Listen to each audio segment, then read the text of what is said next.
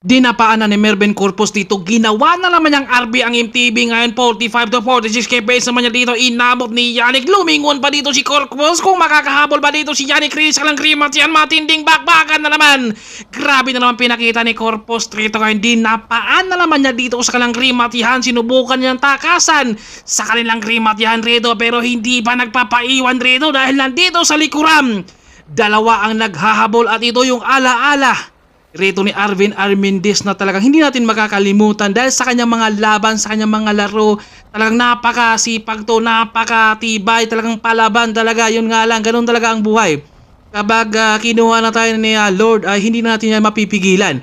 Tatlo yung ating breakaway dito, talagang hindi na sila inabot rito. Pero nasa likuran lang yung ating grupo at lumikod na rito si Corpus dahil sinubukan niyang pakalasin na yung dalawa. Yun nga lang, napakatibay din si Arvin talaga dahil palaban, nagpapalitan na dito si Yannick at si Arvin dahil ayaw na lang iatras dahil kapag iatras pa, maraming sprinter sa likuran, baka magkagulo at mabulabog pa yung kalang tatlong breakaway at dito lumikod na si Corpus, inutaka na niya rito ang mga bagong pro. Siyempre bagong pro ito si Yannick at nandito naman si Arvin Armendez na palaban talaga to. Kumbaga napakatibay rin yan kaya lumalaban siya rito at si Corpus lumikod na siya dito. Dito niya inutakan yung dalawa.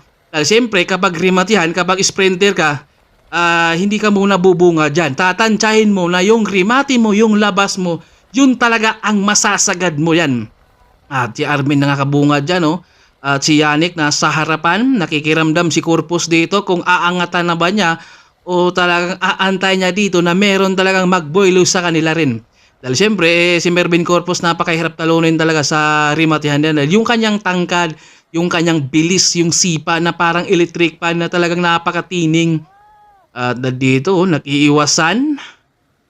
Nakipakiramdaman na sila dito kung sino magtatranggo rin. Dahil si Arvin dito, nagpupursige rin siya. Dahil ayaw niyang iatras na Dahil kapag iatras pa niya yan, maraming sprinter sa likod. Siyempre, mabulabog sila rito. Dahil mas first ang mga sa likod. Dahil nag-aantay lang din ang mga sprinter. Dahil mga domestic naman ang nagtatrabaho kaya nag-iiwasan na sila rito. Umaga wala nang gustong magtrangko, magkaaway na sila rito at humigpit na ng klets.